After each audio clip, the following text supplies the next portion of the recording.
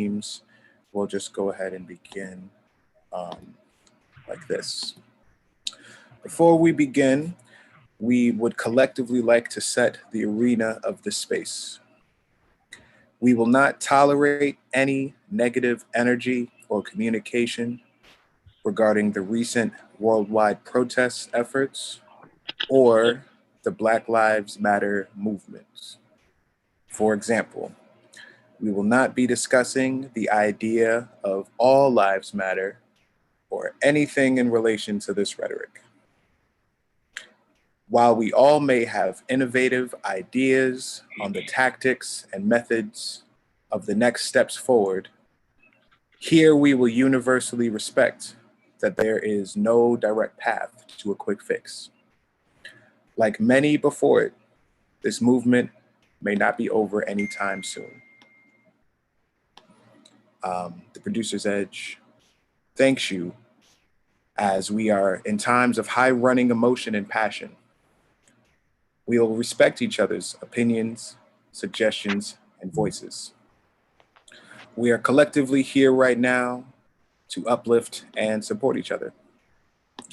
Once again, the Producer's Edge thanks you. Amen. So, with that being said, we can go ahead and get ready to introduce ourselves as a collective and as a whole.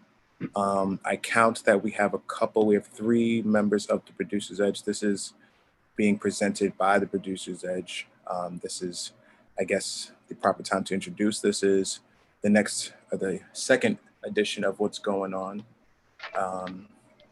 This is presented by the Producer's Edge. My name is Dana J. I also go by DJ or just Dana. We have a couple other members of the Producer's Edge panel on, and they will introduce themselves. What we'd like to do now is set a quick intro. Everybody can say hi, their name, a little bit of what they do, and I guess the best way to try and sum it up quickly with the introduction. Oh, I think that we're on right now. Ooh, I think we're on. Yeah, we are on. Cool, there's a little delay. We are, no, I see it. I'm listening to myself. And there's a couple second delay. That's cool. Cool. I just dropped it in the link so we can put it everywhere. All right. Sorry, I got distracted. So I'm Dana J. I'm originally from East Orange, New Jersey. I just had to mute myself on YouTube so that I wouldn't overlap. I'm originally from East Orange. I'm based in Newark. I'm currently in Orlando, Florida. I'm a musician, an activist, a DJ, a producer. I'm feeling good. I'm happy that we're able to reconnect once again. I'm happy to see new faces as well as old. And thank you, everybody, for being here. That's me. My name is Gonzalo Silva. Originally from Union City, New Jersey. Gonzalo, you're a little quiet or low. Sorry about that. My name is Gonzalo Silva. I'm originally from Union City, New Jersey. I'm currently residing in the Hillside. I'm a teaching artist, producer, DJ, and I want to say community activist and organizer as well. Oh, I'm Spencer. And co-founder of Producer's Edge. Yes. I'm Spencer Fro, also co-founder of Producer's Edge, teacher, music producer, engineer, videographer, and community organizer, really. And really happy to be in these conversations and to be learning and listening and growing and seeing how, I can be of service to my community because I've been a part of it. When I moved to Newark in 2009, my life changed. And I've been meeting the most amazing people, inspiring people. And I keep meeting them because there's some people even on this call that I've never had a conversation with. So I'm really excited to, and some who I love and have known for a while now. So yeah, thank you all for being here. This is awesome. Peace and blessings, y'all. Peace and blessings. My name is Benu, otherwise known as Benu, the Soothsayer. I'm a theater actor, beatbox, lyricist, all-around performance artist, and I'm excited to be on this panel with my boy Fro and Gonzalo and everybody else that's up here. Shell Spin, Dana, two Danas, Maurice. You know what I mean? We here to talk about as Dana was saying, the current state of affairs, but hopefully to do it artistically and show that as artists we have the gift of translating the state of affairs that you know that humanity is in right now in a way that everyone can digest it, which I think is really, really important. So welcome everybody for joining in. Yeah, that's me. Thanks. Maurice, you're on mute. Yeah, you're I'm gonna on mute. How you doing? My name is Maurice Chestnut. I'm a dancer, artist, theater guy, activist, community organizer. I'm just here to help and be a part of a great conversation. About solutions. Yes. That's where I'm at. All right. Thank you.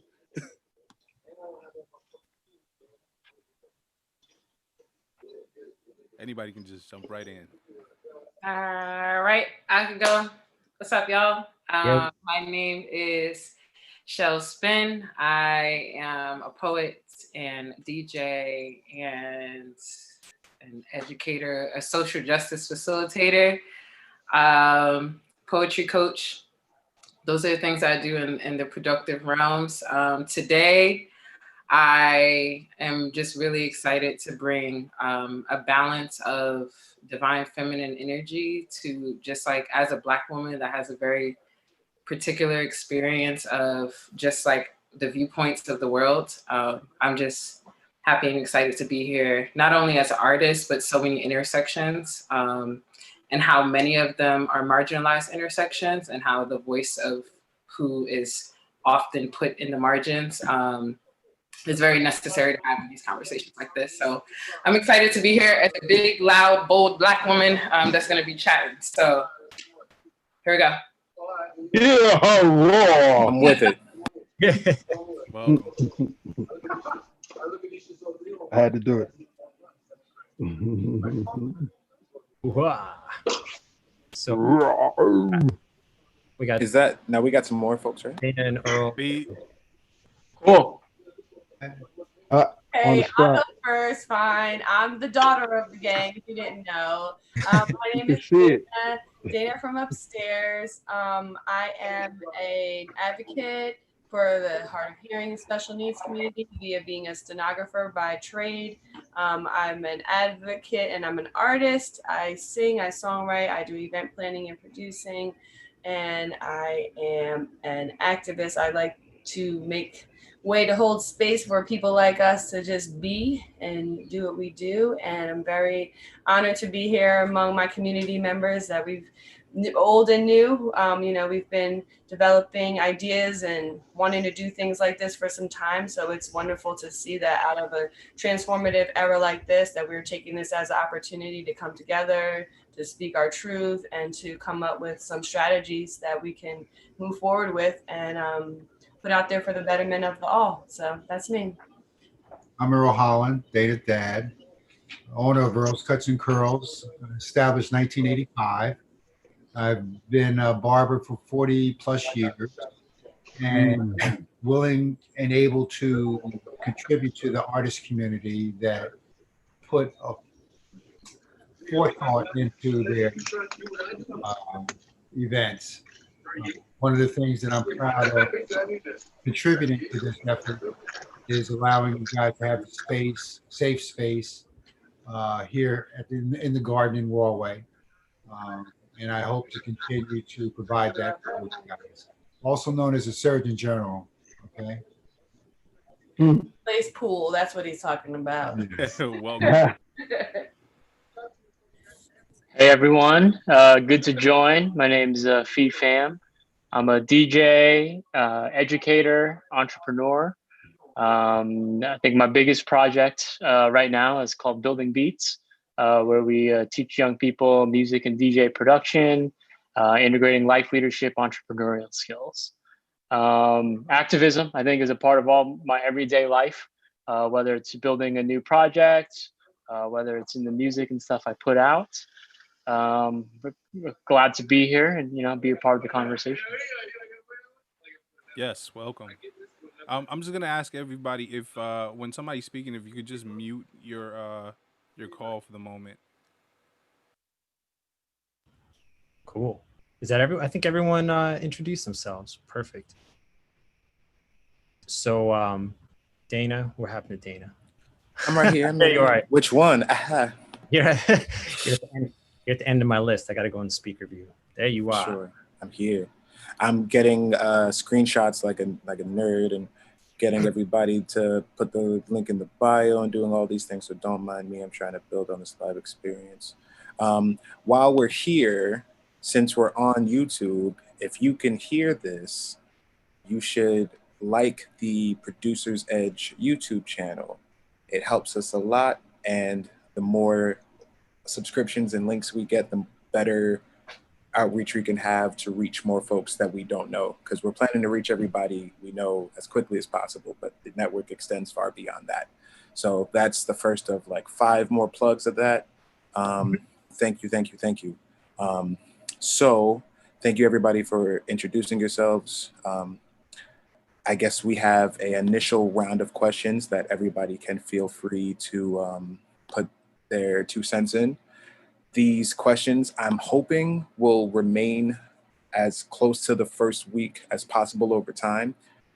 I'm anticipating there's the capacity for things to change, but if you've ever seen Inside the Actor Studio with James Lipton, he has that series of questions. I'm hoping to solidify there to be a set of questions like that, and maybe not directly like that, but just have that set sort of core that we can go to with these conversations. And as answers evolve and change, I think that'll tell the story of what we have going on right now. I think that I was just talking to somebody earlier. I think I'm looking forward to seeing how 2020 plays in the history books, because it's been crazy.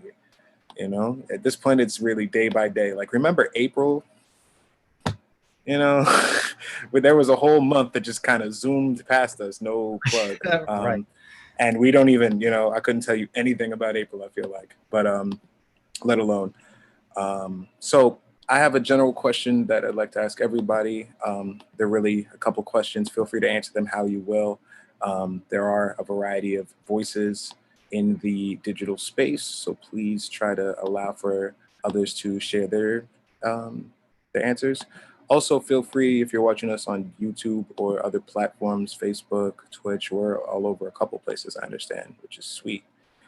Feel free to answer these questions in your chats, and we will do our best as Producer's Edge to answer and reply. So first little round of questions is really, what have you seen these last few weeks? How do you feel? What have you been up to? I won't answer first. If anything, I'll probably close out the questions and then lead into another question. I'm going to learn from the last experience. So I'm going to repeat the question, and then anybody feel free to answer. And then once somebody's done, the next can answer. If anything, we could try to utilize these, what are these called? These little animators, like raise hand and things, to try and indicate an order. Maybe, we'll just all pay attention to when someone's wrapping up. We're all adults, so we can have a simple social flow. I'll respond, or I'll repeat the questions. What have you been up to these last few weeks? How do you feel? And what have you been up to?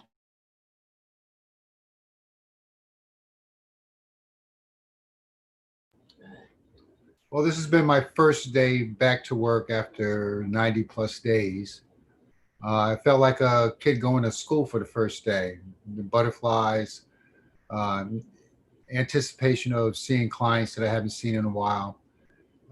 Needless to say, it was a very, very busy day, and it's going to be a busy week, but I'm glad to see how appreciated I am in my profession. I value my customers. I've had several customers do things that I would have never expected of him during this COVID epidemic. I'm 65 years old. I have my iPhone. I have Apple Pay. Never used Apple Pay.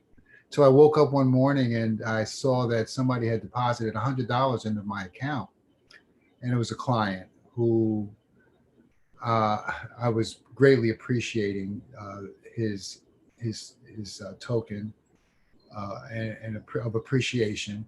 And each month for the 3 months, he's donated $100 to my account, which has, believe me, got me through some pretty tough times. Sweet, sweet. And I guess I'll just really add quickly about feeling appreciated. I definitely am feeling this time of transition and transformation is really at a high fever pitch right now. Things, like we said, time is doing whole other things, and it's up to us to focus and know that we can keep our dreams intact and coming through no matter what. I had a birthday this weekend and I intended to kind of keep it to myself. Yeah, happy birthday to me. Yeah, it was good. It was good.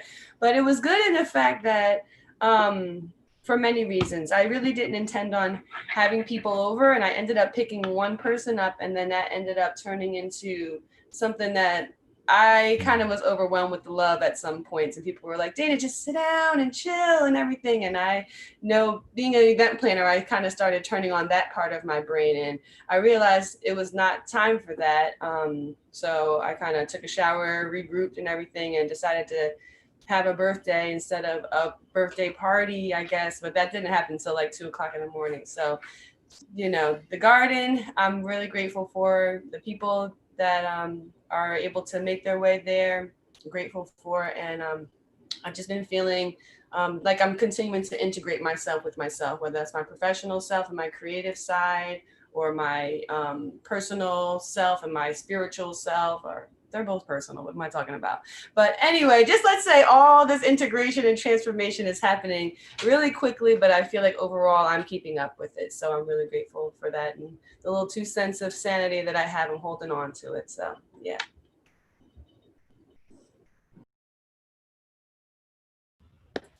Nice. I could throw you going. Yeah. Who keeps muting me? Do I keep muting myself? Oh. You're like, who's stopping me from talking? Nah, go ahead. I was just gonna echo what Dana said just around timing and transformation. I have been spending a lot of time going inward. I've been doing a lot of introspective work. And I had already been doing it, but I think I was also allowing myself to be busy and not really like give it time to process. So things that needed to be healed, things that I really needed to like be confronted with, they were all coming, and I was able to have time to process all these things.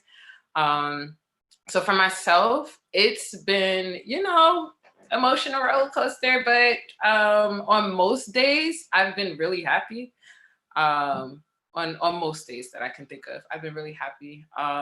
It has helped me to tap into my community more, like not taking advantage of just like going to an event and like seeing them, but like being intentional, because I have to talk to each one individually. It's not like a one stop, I can talk to 60 of them at once. So that has helped me to strengthen the relationships with the people that I know in the community on an individual basis. And as far as community, I've just been doing a whole bunch of spiritual stuff with them. I just be like, what y'all doing? You want to pray?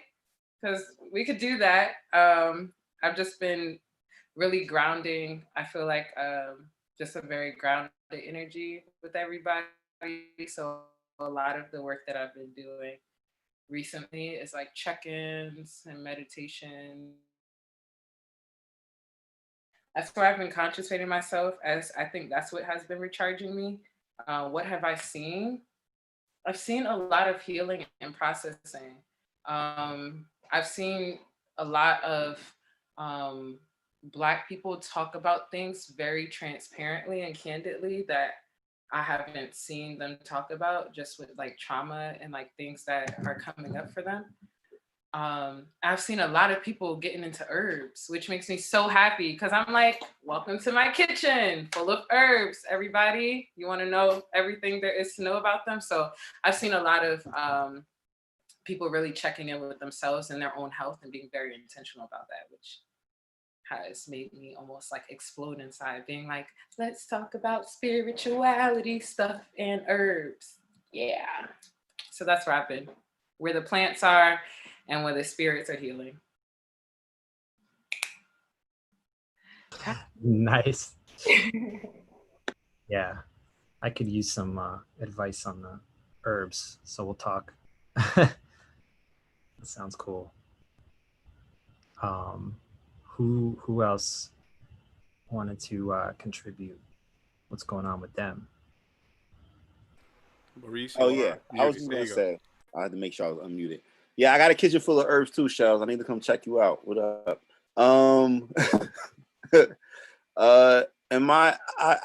I went through a whole process of like, at first, uncertainty of not knowing if anything was going to work, the scaredness of what to do, then this anxiety of doing too much and really, and then this silver lining of like, nah, you good, trust your own process. So like I've been trying to break free lately as well, just break free of like just being able to be an artist, not necessarily being able to live off the fruits of my labor and not have to depend on organizations or situations or places to have a place to spread my voice. And it's like, since this happened, it's really given me, it's like when you lose everything, you gain everything. So you lost everything, and I was able to gain a sense of focus, a sense of, okay, you're gonna have to put this together yourself. And you know, from that, it now it's like a sense of like accomplishment, you know what I mean, or a sense of hope of what's coming. Even especially like even with the protests and everything, you know, it's a awakening of, you know, just being proud. Like I'm proud of everybody, or everybody for coming together. I'm proud of everybody for being on one accord for this. I'm just hopeful. I think a lot of great things are going to happen from this, and we're never going to forget it. But we are going to find so many things that will not break us anymore, that it will be a step forward.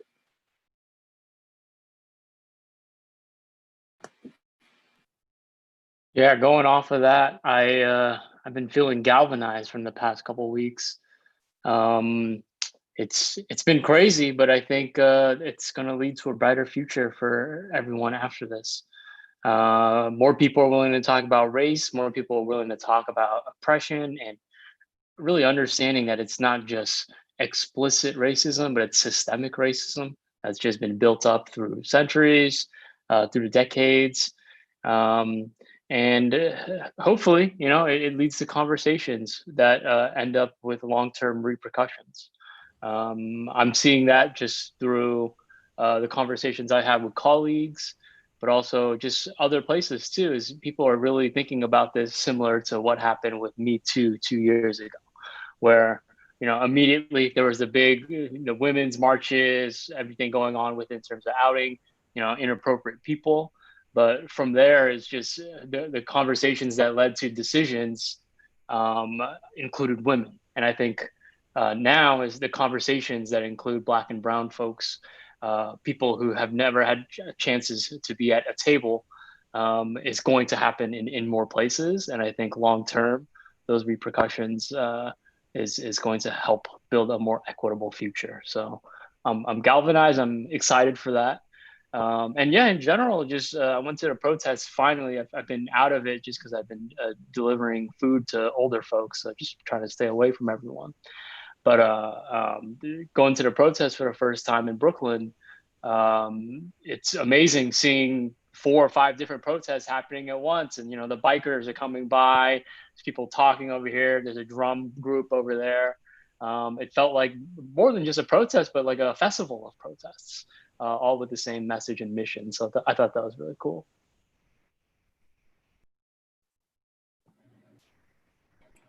Spencer, you gonna go? You gotta meet yourself. I guess I already was. Anyway, I'm back. I something someone said in a meeting earlier this week that I thought was interesting was that there are two viruses happening right now. And you might have heard something like this, but one virus is COVID-19, of course. And the other virus is racism. And it is something that seems right. I know that was like, oh man, it's so true. And, you know, I've been listening to a whole lot of these different podcasts and stories about the spread of right-wing kind of ideology on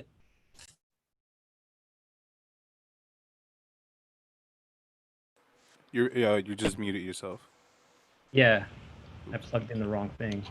Like, but yeah, you hear me now, right? So essentially, how these things do spread, like a virus. This like these ideas,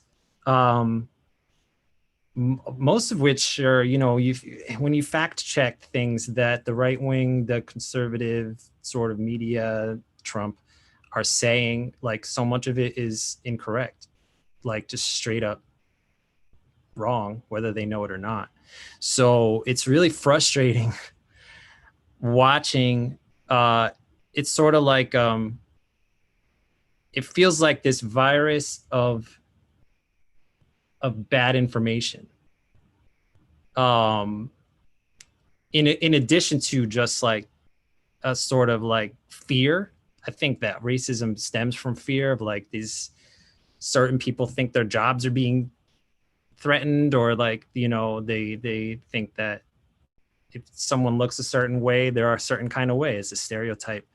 And that's really just disgusting, really, just to feel like you know someone without even getting to know them. Man, oh man, Spencer. Right. There was a IG post I saw today that really hit it on the head. I didn't mean to cut you off, but I'm going to piggyback off what you were saying. No, it's fine. Are you good? Yeah. Go for okay. it. So this is so fitting. So I saw something come across the old gram instantly today. Cops aren't wearing their uniforms to and from work right now because they're afraid someone might attack them or their families. Can you imagine that? Living with a constant fear of being killed by a complete stranger because to them you look like a threat. Drop the mic. Where's the Price is Right losing horn when you need it? You know, it's like that's the thing that's tough, right? Oh. If you don't know, all right. But yeah, it's been my last couple days and week in time has been pretty cool. Before I even get into any of that, I just want to give like a special individual shout out to Pham. I'm really like happy that he's on this call. I've been such a fan of what Building Beats has been doing for years, and like I admire you, bro, for like the things you do for the community and the real work you put in. So it was like a real accomplishment and goal for me to get you on this call. So I'm really happy that you're here. You know what I'm saying? Thank you. Yeah, man. Like everybody, of course, I got love for every, you know, it's all love, like no scoring tennis. But I'm really thankful that you're here because you provide such like a wide range of network resources, access. You're on the ground. You've been outside doing the things, you know, and just I'm really thankful that you're here. I wanted to get that out while I had it. But it's been cool. You know, I'm down in Florida. It's interesting. I know I somehow managed to be, I feel like, from one epicenter to the next, or, you know, I'm safe, I'm clean, I'm thorough. I promise I'll check my, you know, I'll do a live every morning and check my temperature and shit if I need to. I'll make folks feel better, but I'm fine. I think you swear. No one prioritizes their health more than I prioritize my health, believe it or not. So I'm good. I'm at a crossroads, right? It might be the Libra in me trying to find balance, but while I see things progressing in certain elements, right? Like we're seeing monuments and things that represented leadership in a corrupt and single-minded or racist or bigoted ideology crumble, right? Confederate. things are dropping left and right. NASCAR. Who would have thought that the land of the racing and the beer and the place where, like, honestly, most people almost immediately put a Confederate flag, right? Who would have thought that NASCAR would become such a pivotal force of like, yeah, we don't support any of that. They only have one black driver. And while they banned Confederate flags and showed support for him, over the weekend, I believe, I heard a report of a noose being found in his crew pit or in his garage. That's a very much inside job. That's very internal. I'd love to not suspect or speculate and think that it's somebody in his camp, or, but like, you know what I mean? The walls are that close within this that for just as much support as he's getting, I don't, maybe I need a photo to confirm, but I definitely read that across a lot of like legit news sites that was a thing. So we're still there. So that's the other side. While we're seeing progressive stuff happen and we're seeing voices, newer voices, we're seeing artists be challenged to do more and they're doing more. That's a whole nother thing, right? But while I'm seeing progression on certain levels, we're reading and hearing about nooses and hanging and lynchings, like stuff that we read about in history books, stuff that we were convinced is over and old school, and that's. So I don't know, man. People, I don't know how to feel right now. Like it's not even one step forward, two steps back. It's like, are we making progress, or is there more of a side of an isolation that you have to choose? Are lines being drawn? Do I have to get a permit for things? Like, I don't know, in Florida, actually. So that's where I'm at. But I'm really thankful to be where I'm at specifically because this is a hub and a space that, like, my family and my people have really helped build and cultivate in Central Florida. They've been really embracing the community of artists and creation for a long time. And I'm really thankful. Like, every time that I'm here, I make a bunch of new beats and I just get super inspired by music.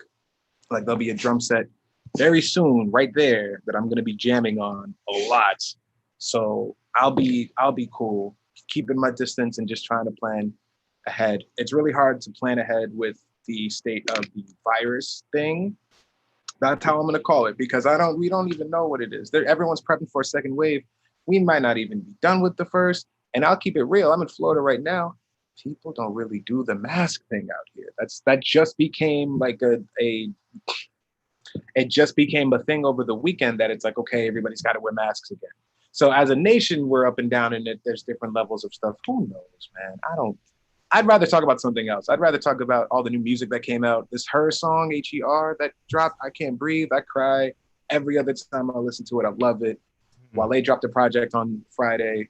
That's what I got going on. That's where I'm at.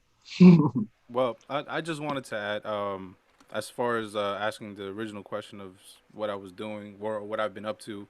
My daughter graduated high school. So congratulations to Margie. She's over here in the background. Try not to be seen. So we round of applause. Yes. Celebrated. She said thank you. So celebrating her, and also from the last conversation we had, I had made a statement about kind of feeling conflicted and kind of like really studying a lot about my roots and my history and bringing it up to my family, having these uncomfortable conversations. And I said something before of kind of like identifying with being the oppressed and the oppressor, at least having that coursing through my veins in a sense. And I also had a great conversation with Dana from upstairs. I had a great conversation with her. Had a great conversation with her, and really had me thinking about a lot of things. I mean, our conversation that we had me thinking about a lot of things.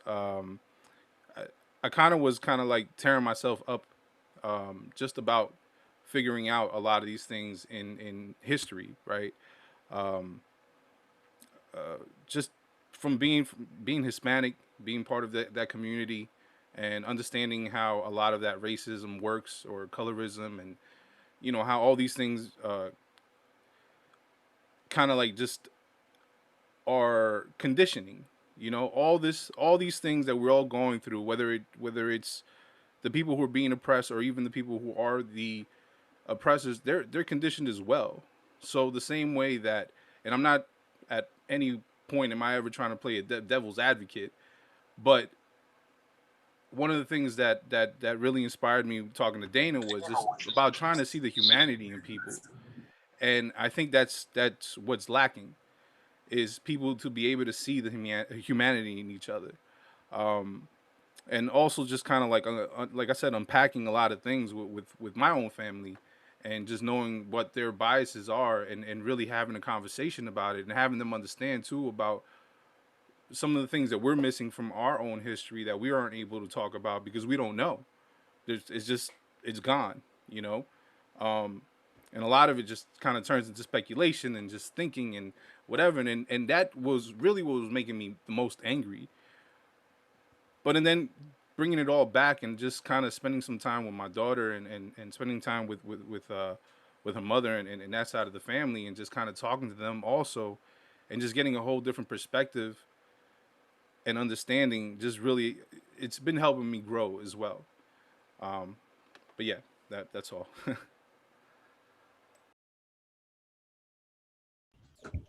Nice. All right. Let's say Jerrod jumped in. Welcome, Jerrod. Hey, Jerrod. I think Benu was getting ready to talk to Hello. us. What's up, Yeah, Jerrod? Benu. Hi. What's Hey, going Jerrod. on? Hi. Can you hear me? Yes. Yep. Hi. How are you guys? Great. Good. What up? You're outside. Yes, I'm outside. I'm at the riverfront actually, and it's very Oh, nice. nice outside. And like the sun is setting, and soon. It's a great day. I'm so outside. jelly. Oh man. Come outside. Listen, Yeah. go on your front porch, please. Like everybody, go outside. I'm way Yeah, outside right now. Yeah, you're not even like, you don't even have any sides, Spencer, where you are. You're just out there. You're just out there. Yeah, but it's good to see everybody and to be in space with everyone. I hope this finds everyone well, and I hope that everybody just came across some good news soon, or already, or will come across some good news, because we need some good news, or just to talk about some good things, and just to really, because we really control energy. We control energy, like even negative vibes, we can control it. We can add to it and make it greater, or we can do the opposite, you know, and we can create. We're abundant in that energy, and just and our words are so powerful. So that's just how I'm feeling right now. Was there anything specific that you guys, a question or anything that I just like popped in? Just the standard. How you doing? This is the intro, first round of stuff. Oh, How you yeah. doing? Oh. Clearly, you're having a great day, Jerrod. Yeah, I'm trying to live like you. I think like Thursday, Friday, I'm gonna be living like you. I'm having a good day. Yeah, it's coming. Like it's coming. Like the better days are coming. That's what I feel. I felt like that before COVID happened, before this new revolution. I was like, it's a new revolution that's going on. I felt like something good was going to happen, and something I just didn't know how. I couldn't explain it, you know, and I still feel like that it's not over. And you know, we just have to get our armor on all the time, keep our armor on all the time, like, and just remember that, like, we're always at a war, whether we like it or not. We had a war for peace. We had a war for war. Like, it's just always a war. There's always a war going on in your mind, in your house, in your relationship, just all the time. But we, like I said, we have the power to, like, who you're going to be in the war. You're going to be in the trenches, like ducking. Are you going to be like on the front lines shooting? You know, you choose to do that. You in the war. We in the war regardless. Word. Thank you. Yeah. And I just get from your share real quick that I like how it's like we all think that we individually don't have power, like, but what I hear from what you're saying is, like, even whatever energy we put out is being added to the whole big ball of energy that the world is right now, and keep it positive. If you keep love in the space, that's what's gonna be created. So Yeah. I love that. I like that. That's something a lot of people, you know, we need to be reminded that to stay positive, because it's really hard sometimes.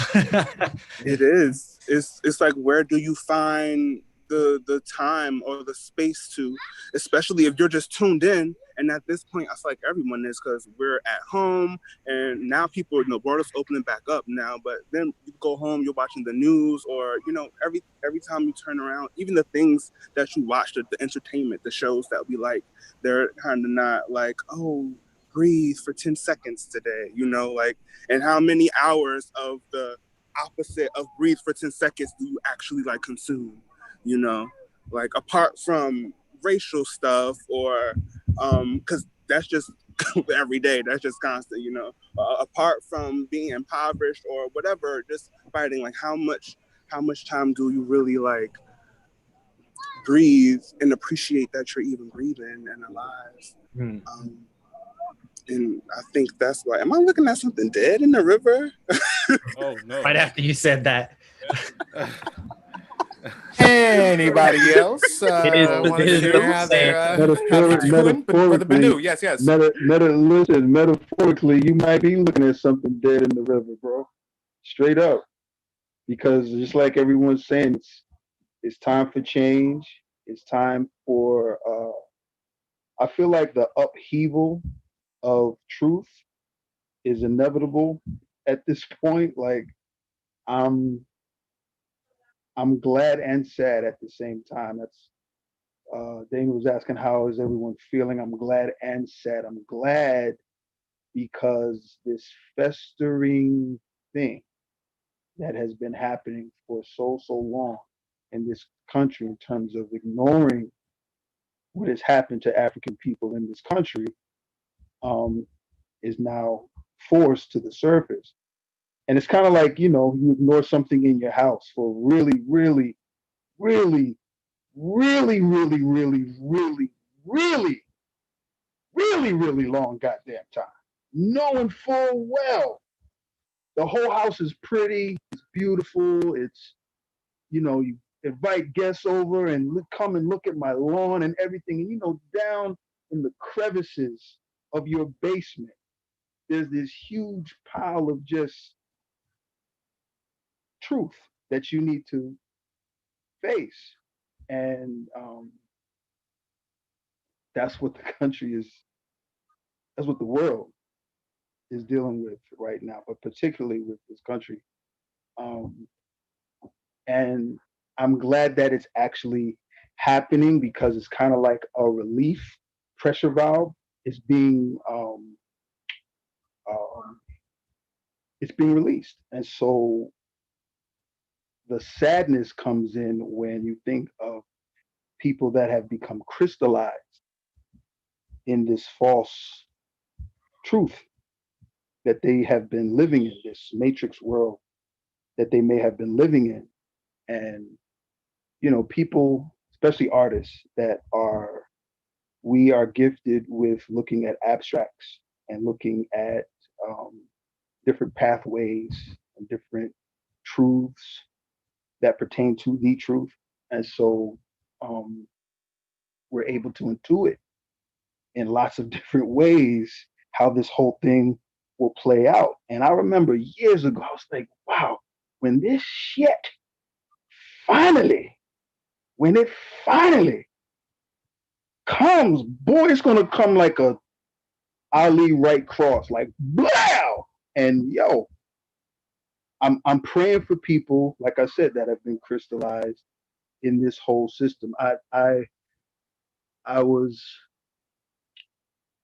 listening to the news. My mom was watching the news one day, and they were talking about Black Lives Matter, and people, European people for the most part, were asking, how can we become educated about this thing that has been put under, like I said, put under the rug for so long? How can we become educated? It made me think of a book. And guys, if you guys get a chance, check this book out. It's called Post-Traumatic Slave Syndrome by Dr. Francis Cress Welsing. I'm sorry, by Dr. Joy Leary. I got too many books, man.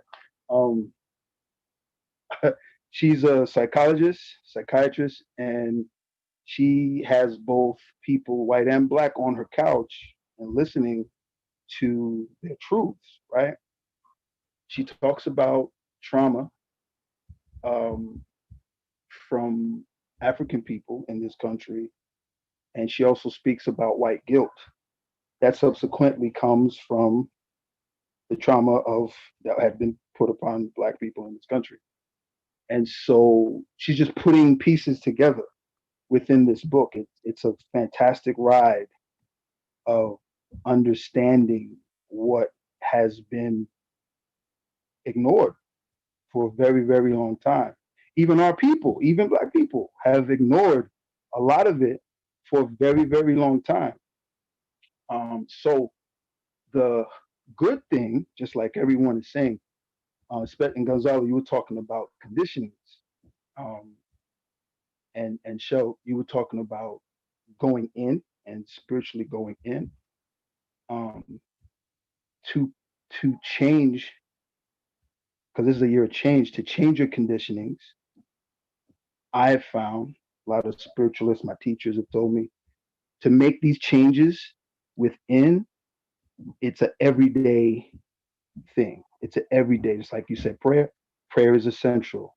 Meditation is essential. Going in, being still is essential. Like this, I think that this whole cauldron that we're in right now is a result of people being busy trying to, you know, get what they can get and ignoring their true potential, ignoring their spiritual work, ignoring what they know to be truth.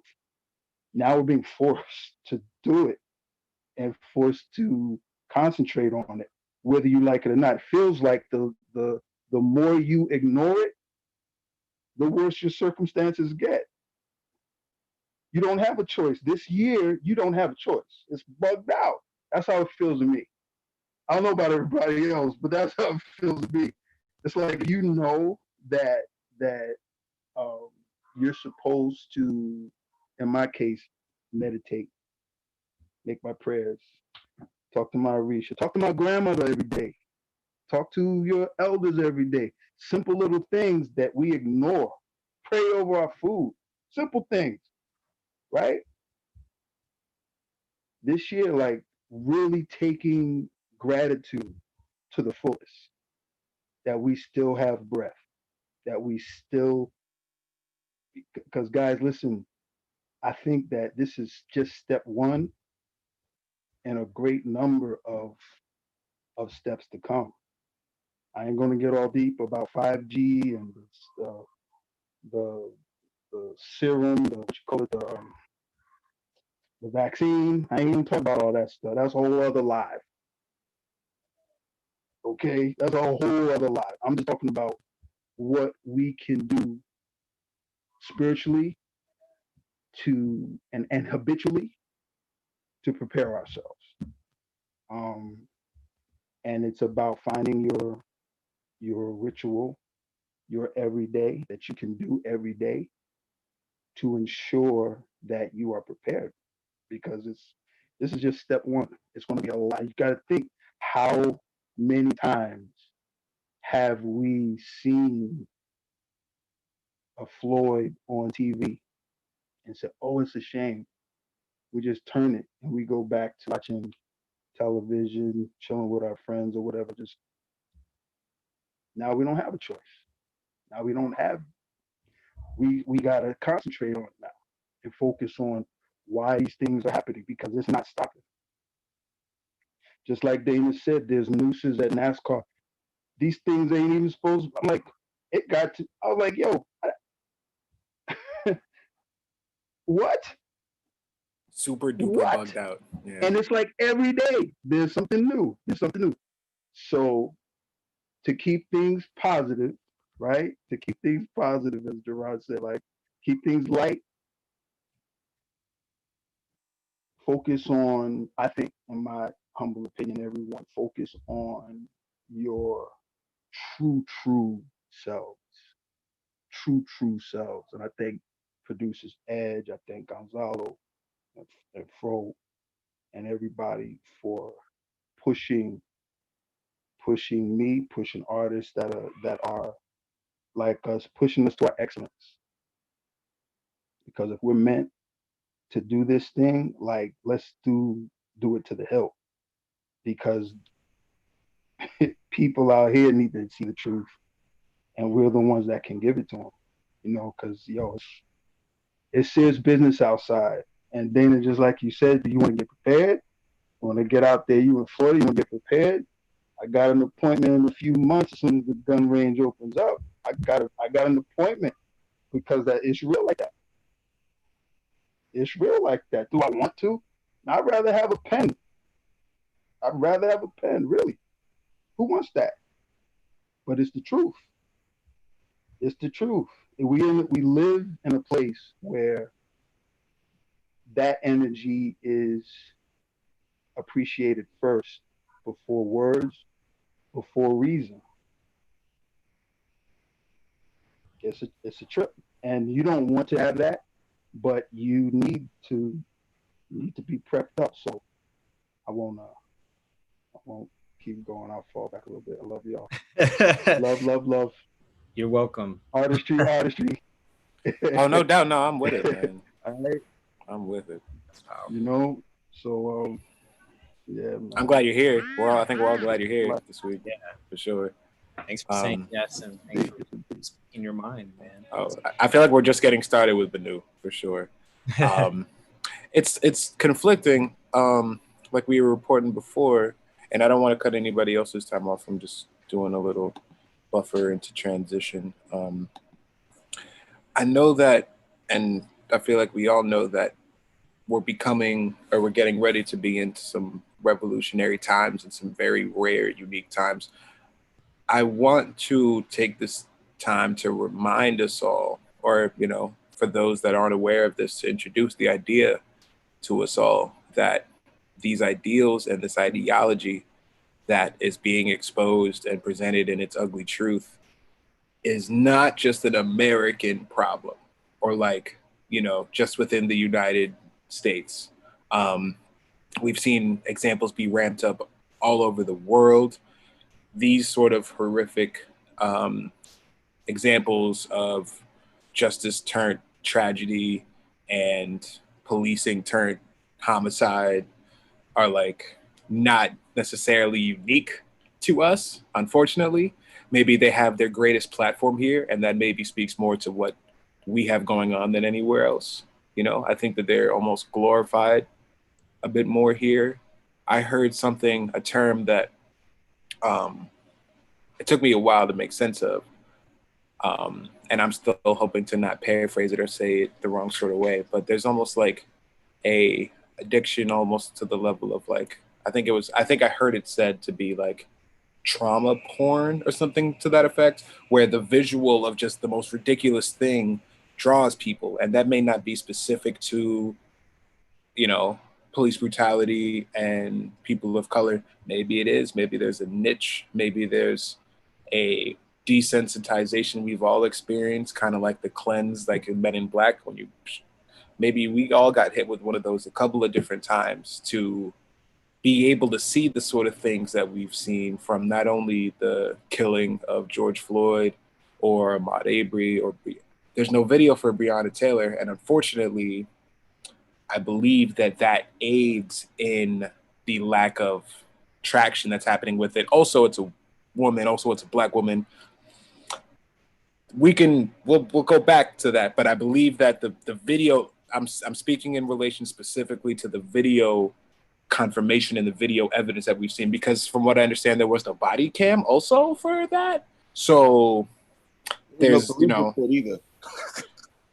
Oh, well, there was legally, but no, we saw it. People were outside and this, contradictive. I do want. It's not that I don't want to talk about it. I think it's really messed up that there's a step back from something that sounds like you can't get into an objective or subjective space when it comes to this stuff, because somebody that's sleeping at home that has their door kicked in and shot up, that clearly has no chance to do anything, especially talk or defend themselves or anything, who's to say that that is as worse or as bad or anything as having a knee on your neck for 8 minutes and 46 seconds, right? Or as the incident in Atlanta, which I'm learning that there's a group, or there's people that are trying to spin the fact that there was resistance in that situation with the drive-through as, just cause. I'm hearing all sorts of funky shit, pardon me, but like, I don't think that any of these incidents and any of these killings and murders that we've seen or heard about matter any less. It bothers me personally seeing what feels like the lack of action in relation to Breonna Taylor's case. And to hear the circumstances of how it happened, it's like really bad. And I'm hearing about stuff in Kentucky and Louisville. There's a whole law named after her now about no knock warrants, because that's a thing. Law doesn't justify what's happened, and we need convictions and we need penalty. That's, the length that I'll go with that. We're not moved by, or I'm not moved by the spraying a dollar store disinfectant on a really big mess. There's going to take, this is the sort of mess that is baked into the pan that is beyond, like, you can scrub for days and it won't come out, and we're only beginning to now. So it's hard. And I don't know if it was in the latest Chappelle special, which everybody's got to see it. It's homework. Next time we all come together 2 weeks from now, I want to talk about that. I feel confident that the majority of us have seen that. If anybody doesn't have a clue of what I'm talking about, the GOAT himself blessed us with some new commentary this time. That's the Mark Twain. That's the Mark Twain Award one on YouTube. Yes. Well, the Mark Twain Award was amazing, and a lot of folks learned about that. Oh man, it's a good time. I gotta get myself ready for it. Yeah, it's a good time. You hear from some unique voices, all right. For sure. But I believe that he had mentioned, if not him in his special, then somebody in the comedic world had mentioned, let's see, another 30 days. Let's see if we can go another 30 days without something. As much as we have everything going on right now, as much as we're protesting, as much as we're being outside, potentially safe or unsafe with this virus thing that we still don't know about, we're learning about every day, but, trying to battle these things that at times just feel bigger than us. I've been looking on Twitter, I've been looking other places. There's a couple threads. I don't feel like I've been seeing new videos. I'm also not like looking for them actively at times, but I don't feel confident at times that there won't be another name that we'll have to remember. And I'm not looking to manifest that or bring that into the world at all, but like, nooses. A police officer just got suspended in New York for a chokehold grab. I think it was in right, probably Staten Island. No. This was, I think it was like either in Brooklyn. It might have been in Brooklyn. It just happened like a day ago. Nobody died, but the police officer has been suspended, and all that, he has been suspended. We learned a whole name about chokeholds. Yeah, it's banned now. It's definitely a law against it, but that doesn't mean that it's not going to. I'm hearing whole police units are taking off and like not going into places. I read something about the Columbus Ohio, the police units there, or the union or the labor. Somebody's just directly contradicting what the chief said. Like, hey, yeah, we see you, but we need this tear gas and we need to use these methods. So there's direct conflict inside, and I don't know what to prepare for every day. I'm trying to play music and smile my way out of anxiety attacks that could cause an aneurysm, but I'm close. Yeah, man. I don't know. I like Benu said, I believe that there is a war, and that war is not necessarily, it's from the inside out, and it's bigger than protesting, it's bigger than the window dressing, it's bigger than donating money, it's bigger than It's a system. And the question is with a lot of these systems that I wonder is, do you care enough to give up your positioning? And sometimes it's like, do you care enough to, is it humanity or is it just capital? Like, what is it? Do you care enough to lose your position? And sometimes it's not even about anything else but that. I find, and that war is coming from. It's not just one. It's all of our war, and we all fight it every day. We all have instances. We in the art world, we fight ours. The athletes have their own fight. But the war is on. It's crazy because the cops are the soldiers. Because you're right, it gets worse every time you. And what does that tell you? That they're telling you that no, we're gonna fight back. That's how I see it. Like, you know what I mean? I see it as we're going to fight back. And this is how we're going to fight back. Because you're going to have to vote your way out of this one. And that, that's where the war starts. But I did like them kids who bought all of them Trump tickets so nobody would come. That was kind of cool. That was dope. That was let's just do that. I want to give it up to them. I got trolled. We trolled them like 6ix9ine, man. Yo, the younger generation is dope, man. I'm liking these kids more and more. I was scared at first because the Tide Pod and the music, but then they gave us a little Uzi, but then they gave us they came through. I say, yo, y'all, respect. Historically, systems like this that we're living in, they're afraid of the youth. They're afraid of the youth because there's, that executive functioning disorder that older people get. They don't got that shit.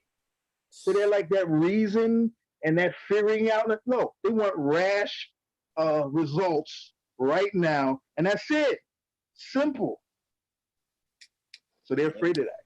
Yeah. Do it for the kids, bro. Yeah, one of the things that I've noticed, especially with the youth, is that being a parent and me always trying to instill these certain virtues onto my daughter and talking about it. It's like it's way more than just talking about it and teaching. You got to live it, and we're teaching them that. So if we're giving them that kind of weaponry, I guess. If we're giving them that, then they're going to use that. And some of us might be afraid to do it because, again, it's all part of conditioning. Like you're not allowed to say that. You're not allowed to do that. But at the end of the day, they're not afraid to do it. So yes, I applaud the youth for doing that. Absolutely. And they understand the technology way better than anybody in that administration. So yeah, use it against them for sure. And the administration knows that for sure, and that's part of why they're scared. And I just want to say one quick thing before, and my dad has to go. But I was told that there was a list put out about essential workers and non-essential workers, and that at the top of the list for non-essential workers, it was artists.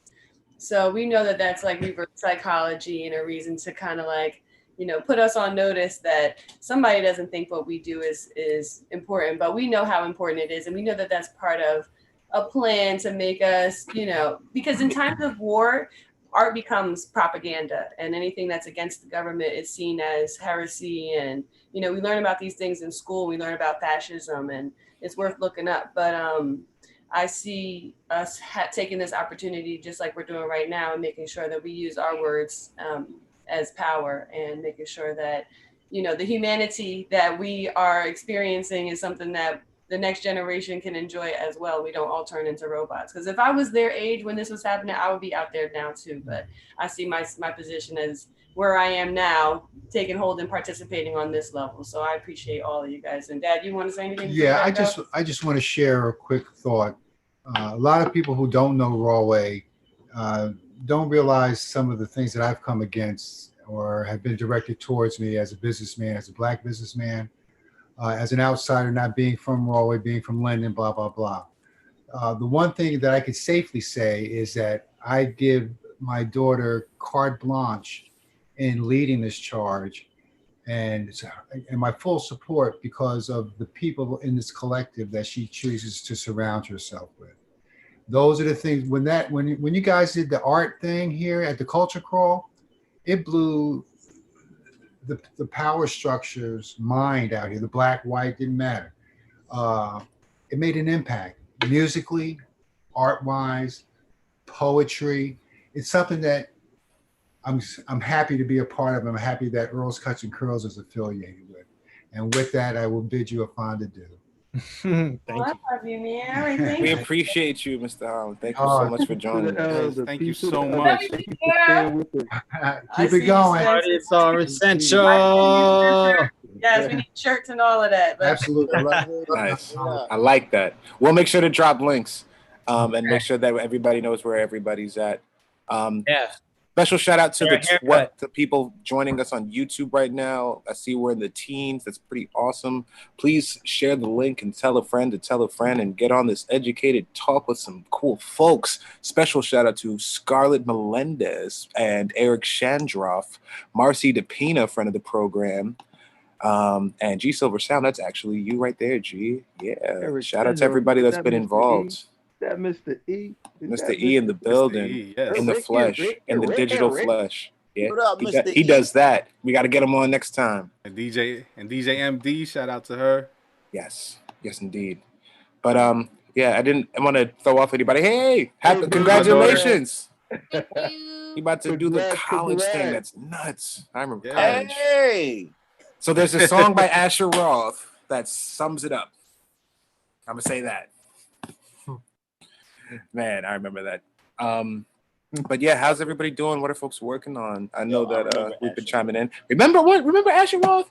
Yeah, He launched his first album, and then I was freshman year. It was like, this is what this I is. Cool, man. Good times. Anybody hear that Freddie Gibbs album though? God damn. Oof. That'll be a different community call. Shelley, you sounded like you was getting ready to. Okay, my bad. Yeah, I just wanted to add, I've been taking notes as an earth sign. I'm taking things in, then we'll process, and then we'll say the things that I want to say. So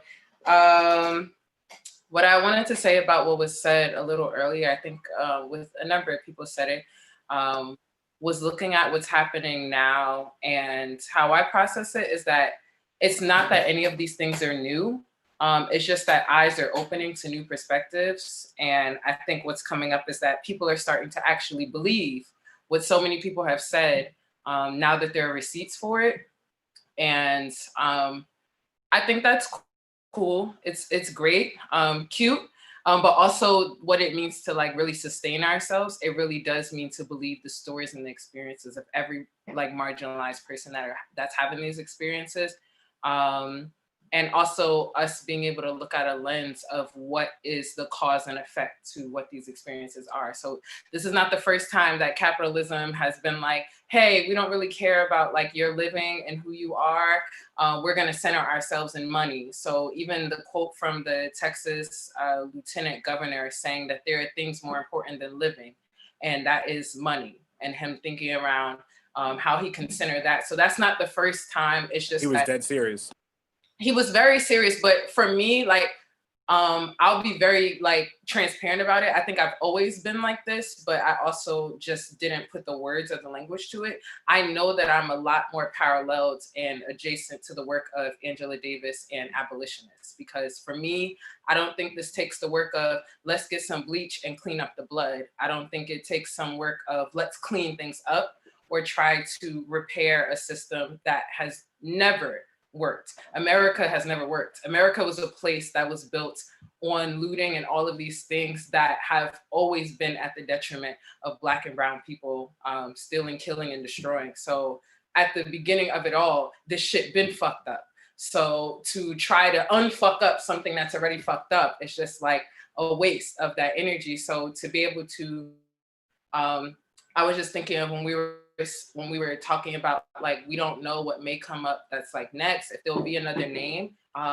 just looking at history and how it'll impact the future, just trusting, unfortunately there will be many names, there will be many people who are murdered if a system is not abolished. The system to which has always been, it doesn't matter if it was the actual physical being, but the spirits, the emotions, the mental space that Black people are supposed to be thriving in it has always been murder. Whether it's taking away Black joy, that there's a Black person having a cookout and the cops are being called on them, whatever it is, it's the Black people's existence, that there is a system to which has profited and sustained itself from literally on the backs of Black and brown people. So just think about how that is not only a conditioning of just like those who are oppressing, but it's also a conditioning of people who have the same like complexion as those who have been oppressed already. Like for me, not everybody that's skinfolk is kinfolk, and that is something that has to be unpacked, because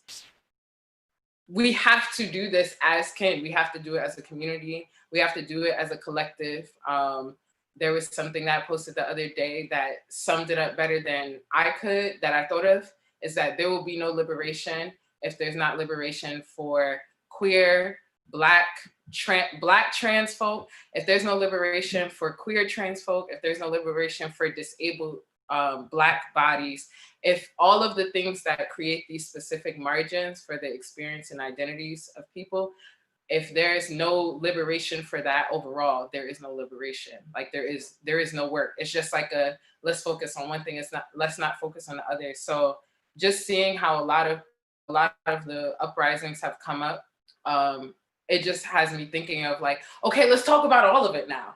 I don't want this to be one of those, for me, very specific. I don't want this to be one of those, let's focus on one thing and like how we could kind of work on one thing, but not see that it is an evil monster to which the mechanisms of all of it work together. It's a machine. So only if this gear is working with this gear, then that's essentially how the machine goes. So yeah, that is how my brain just started thinking of like the work that needs to be done, like as whatever ways that we're in this like how we find ourselves doing this work, is really to unpack what needs to be abolished for liberation to happen.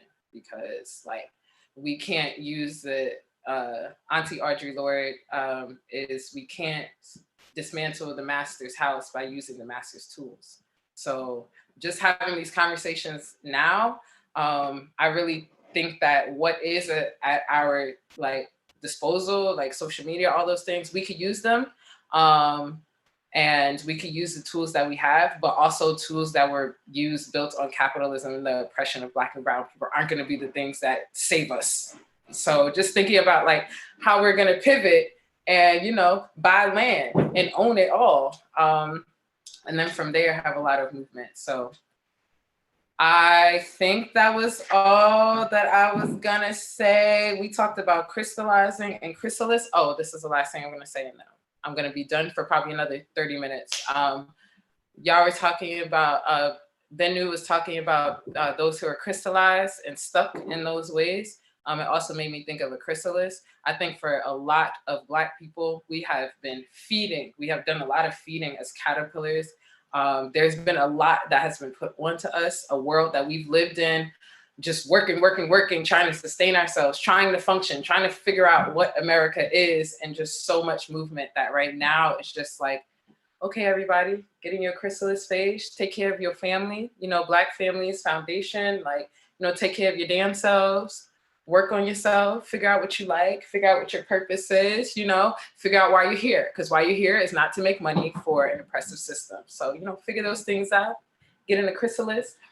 And then it sounds real cute, but, you know, come out as a butterfly, fly above all this bullshit. So that's the end. Thank you, Shelly. That we appreciate you. I appreciate you. It's good to hear from you. It really is. I am going to piggyback off of what you were just talking about in a couple different ways. So work with me. First off, thank you to everybody that's still with us online, on YouTube. This is the What's Going On Community Conversation, the second edition. Please like, subscribe, share, tell a friend. We have a variety of movers and shakers and doers on this call right now. I'm going to make a conscious effort, and I think we as Producers Ed should, to have more diversity, as always, but definitely for the next call, because I'm seeing the numbers and I'm like, yikes. But I wanted to indicate that and drop the dropped the line, and the fact that we're aware of that, and I'm aware of that as we speak. Thank you to everybody that's been active. I see Donna Struthers has been active in the YouTube chat. I also had That's my mother, y'all. Sorry. Whoa, no problem. I didn't know. Mama, and she Shout out probably to mom. chatting because She emojis and all the things. Yes. My mama be with it. I'm not ready for the day my mom knows emojis. Like, she barely uses the phone, so I don't know if I'm ready for that. So it's pretty. She pretty, and she says the lingo at the right time. So. Big up to the elders that are current and on it. I love it. Okay. So I have a kind of tough question that could be kind of isolating. Shelly, I said I was going to piggyback off what you were talking about in terms of let's talk about all of it, right? So a question that I want to get into circulation, and this might be like a pretty powerful question. So I'm excited to see where this journey goes. And as we are getting into it, definitely feel free for folks to be active in the chats and drop information and links about different things and opinions. The question that I want to circulate right now is, how can art work? Because we're all artists, right? How can art work to show what's going on as well as healing? Now, I think this is a great question, and with it comes the recent turn of events in the hip hop and R&B world, right? I'm gonna not do the backdrop. I mean, there's context, sure, but I think that I want to stick to the point that you were talking to, Shelly, about, like, let's talk about all of it, because it's not necessarily just a race thing. There's elements of, the specification of the police brutality and the systemic racism and the things. These are all very much active things, but even within our own communities, even between folks and members of the same team, quote unquote, there was a song that came out from an artist named J. Cole that spoke to a lot of what was going on. I see, oh man, I see Shelly. I already see it. I see you, and I want you to have faith that I'm going to be as transparent and open, and that this is why this was a good segue, right? Let's. I'm not looking to be divisive in this moment. I'm not looking to talk down or drop anything. I want us to take a wide lens look at what we're talking about across the board, and I want this to be a healthy conversation across the board. I knew what sort of worm I can, but so J. Cole, hip hop artist, conscious rapper, put out a song that was talking about a lot of the things going on right now. It was a very reflective, transparent, reflective song where he's saying, I'm not the guy y'all make me out to be in terms of this woke God and these things. He says a lot of different points. He also mentions subtly, whatever, not directly, but clearly another artist that is heavy in the conscious world that he says has more. He gets into a narrative that is considered to be some misogynistic and downplays and talks down at this artist and questions things about their methods of communication. Let me know when I'm telling the lies, Joey. I'm being as, and please feel free to chime in. No Name also dropped a song in response. I will have to say that you are lying, sir. I'm lying? Okay, I'm not. But here's the thing. So the question was, how can art work to show what's going on, right? I don't know who has the impact. I think a lot of people, more people than we'd imagine, have the impact to be able to say what's going on right now, right? This is ultimately, so here, Shelly, I think you'll appreciate why I brought this up when I get this point out there, and feel free to take the reign and correct me, anybody as well, not just Shelly. I just noticed that, look. I think that we all looked for an artist to say the song of the times, right? Lil Baby put out a song that I think is pretty awesome and reflects everything that's going on. A lot of folks don't see him as that artist or that guy, so they won't ever hear him like that, right? Working to speak from objective and subjective and balance and music and all the things. Nobody was looking for that. Well, I won't say nobody. A lot of folks weren't anticipating something like that from Lil Baby. J. Cole, everyone sees that he put a song out. Everyone's like, oh man, this is it. This is what we've been waiting for. I think a lot of people had an idea of what he was about to say in his song, and he went a different direction. And I think that they're more upset, and people are more upset about that than I think that it's kind of an overarching thing. It's like J. Cole was supposed to help make sense of it all because he's J. Cole. We trust J. Cole. He's supposed to help, he's supposed to do the next version of All Right, but not really. And then, people had expectations and they weren't lived up to. He was reflective. He was internal. He opened, he gave props, and he worked to try and begin a conversation in a public way. I have my qualms. Like, there's no teams. And that's something that I think is problematic, right? Because we are getting concerned and consumed by the details of the bars and the individual lines versus the overarching thing of what's happening. So now we have people that are considered to be on the same side, the same team, going at each other over things versus working together to fight that bullshit, which is all these stuff that we see every day, all of the instances of police brutality and all of the bad things. So ultimately, Shelly, and I want to hear from you right after this, because I've been looking forward to this, and I appreciate the way your mind works and things. I think that the teams and the camps of like Team J. Cole and Team No Name and everybody and other rappers chimed in where they should have just let two people talk how they wanted to talk. I think it created these camps of dividedness, and people are spending time working to break down the bar and word by word. And I think that every point that's being brought up about misogyny, about all these things, I think elements of them are true, and I think we should talk about all of them. But I don't think that this energy, I don't think that we can afford to have the energy, any sort of energy be taken away from what's happening and what we all, I think, would want to be working toward. What are your thoughts, Shelly? I just said a lot. I'm gonna shut up. Okay. Sorry that my body language, I can't hide it. So it just moves around. It moves, emotions just happen in a way. So when I did that, I was just like, well, let's talk about it then. That's where I got that from. So where I am in this is something that you said that was really important, is saying like, we should all be in this together and working in things together. I think to acknowledge how to work together is to make sure we're on the same agenda.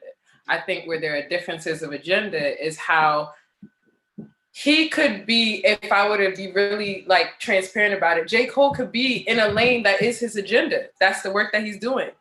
Also, like, nobody has to put out shit. That's something that I want to say about like an artist, like what I've been spending a lot of time doing is self-care for the artist, community care for the artist, because this like feel and this need to let's do something and we have to be the spokespeople of things, I think is something that is putting us in places and spaces that are very unhealthy, that we're feeling very like we have to produce something, we have to do something. It's very still rooted in capitalism. We don't need to make money. We don't need to have streams. We need to be taking care of our damn selves so that we do have sustainability through all of this. In reference to team and all of the other stuff, I am on team of my own identity. So whoever is the support and the protection for queer Black women, here I am. Queer Black femmes, here I am. Anything that's not that, I'm very just protective of that. Of like, if you're not in doing the works of doing that, then we're not on the same page. And that is not to be argued. I think that is to be unapologetic. And like, I'm here to exist in myself. And even something like going to a rally or going to these spaces, it is to trust that that space has clear and very set intentions that are similar to one another. And I think at the foundation of everything is Black women. They've always been the foundations of everything. And how I'm seeing this of even creating the conversation is like to unpack misogyny, misogynoir, all of these things, just to give definitions. I'm not trying to use collegiate, unaccessible language for everybody that doesn't know what it is. Misogyny is a hatred of women, the hatred of Black women. Misogyny is the hatred of women. Misogynoir is a hatred of Black women because it's the intersections of not only women, but Blackness, and what that is very specifically like. So that's what I mean when I say misogynoir, just in case those don't know what that is. But yeah, so what's happening like with all of that is just like, there doesn't even have to be a conversation around what you do or don't like, because that wasn't asked of you. But something that I see that very much so happens is the tone policing of Black women. And if we were to really think about it, who are the foundations? Who are the founders of these movements? All of it has to be reminded of, these are Black women. These are marginalized people who are doing the work. Black Lives Matter is created by Black women, a queer Black woman that's a part, Black femmes. So it's just like, to do anything that is not to protect and uphold those identities is to be like, then don't do it. Don't say these words and don't say you're adjacent to these things, because you're truly not. So how I feel and all of my fueled up energy is, all of this can only be done if it is the willingness to see those who have been marginalized, even within a movement that's supposed to be for marginalized people. So how I feel is, on some, I don't know if my mama ever said this, but somebody said this at one point: if you don't have something nice to say, just don't say it at all. And for me, it's just like, you don't have to be super sweet, but like, don't say shit if you know that it's at a detriment of somebody else that looks like you. Like it, and that's that on Harriet, and that's how I feel about it. It's just like, liberation and freedom, literally, when it comes to the art and what it is that we can do, we have to do what is true to us. That means every artist has to go inward and be like, do I have the capacity to make a song? Do I have the capacity to paint this like mural without triggering myself in ways that are unhealthy? Like, do I have the capacity to have conversations about the art that I create? And if not, like, don't do it. Like, work on self. And I think that's what I wanted to say on that artists don't have to do the same thing as a whole. I think we need to do the same thing as a community, which is protect one another. But as a whole, each person needs to do what they do. Some are healers, some are teachers. Art has such a huge capacity. Everybody stay in your lane. If you ain't a footwork artist, don't go do that shit. Don't do it if you don't want to do it. I think everybody should do what feels right and healthy for them. I need to piggyback on what Shell just said, because the authenticity, just like she said, is essential to everything. And Dana, what you're asking on the chat is about how can that authenticity heal a situation that we're in right now as artists. I think the more authentic you are to your art, right? People feel that energy when they experience your craft. They feel that energy. They feel your truth, and all you're doing is being true to yourself. That's it. And the further you go in to your truth, to your true core, because we can get caught up in life and everything else, but the stillness of going in and really tapping into your true self as an artist, that's what really plants the seeds when you share your art. And just like what you were saying, Shell, it's not really about selling monetary gains and getting all that's the props or whatever. It's really about, the first thing is about being true to yourself. And then the second thing is, hopefully people that experience it, they'll be inspired to reach into themselves and pull the truth. You know, I've heard accountants say that they were inspired by Jay-Z. Two very different genres, but inspiration is inspiration. You get it from where you get it. You know what I mean? So I think as a beatboxer, as an MC, as a theater artist, and as a poet, me, Gonzalo, and Fro were talking about being artistic smoothies. I'm an artistic smoothie. And whatever your craft is, whatever your true self,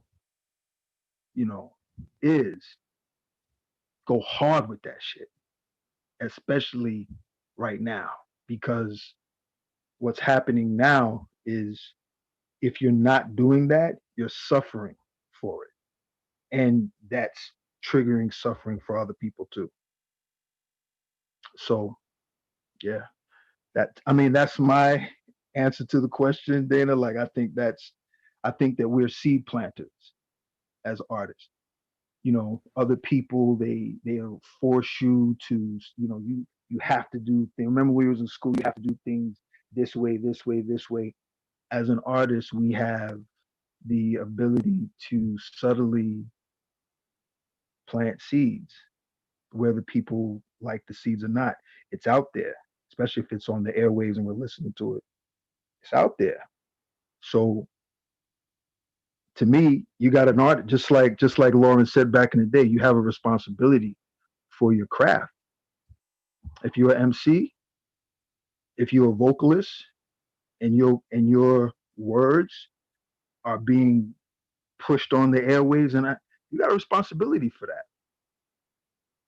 You can't just, if your truth is really being exerted out, you know what I mean? Then sure.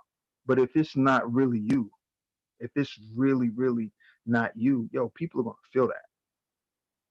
People are really gonna feel that. So with that, guys, Oh, well, I wanted to. Yeah, Benu, I feel you. I wanted to add. Real quick before I go, guys. My sons are beckoning me right now to get off this damn phone.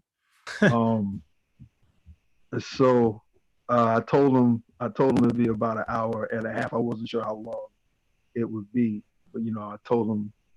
So they're expecting me. They're expecting me now. But I wanted to give my time here, my energy to these sweet souls on the line here, and and everyone in YouTube land that has chimed in and has come with us on this journey. I appreciate everybody. So hopefully this can be the first of many conversations, y'all, because we definitely need it. Glad to be a part of it. Yes. Word, all right. Thank you so much. Good night, y'all. Peace and blessings. Say hi to all right. Later. So I wanted to bring something up from that question that you asked, Dana. First, I want to big up Phee for being a huge inspiration to me and kind of like setting me up on this trajectory to be a teacher, and for even having enough faith in me. From I had no formal background in this at all, so I've kind of looked like been on the ground running. Can everybody hear me? Everybody keeps telling me I sound very low. But yeah, good, bro. Thank you. But just kind of being on this trajectory in teaching and also having some of the confidence, or I had I had lacked a lot of confidence in doing my job for a very long time, and I really I just want to big you up, Phee, for pushing me into this space that I'm in now, and but one of the things that I always appreciated about building beats and kind of the work that we've been doing for all these years is that we're out in these communities to help, and we're out in these communities to teach and also learn. Like I've learned so much from just being in these communities and talking to my students and being a part of their lives.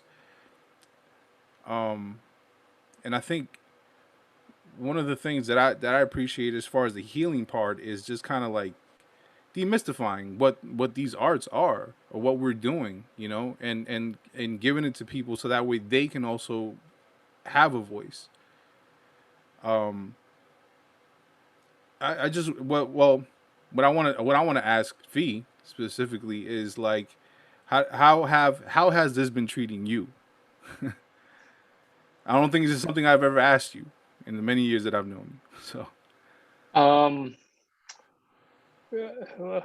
specifically what? Specifically the last 2 weeks, the last 3 months, this conversation, what is the whatever the events of 2020?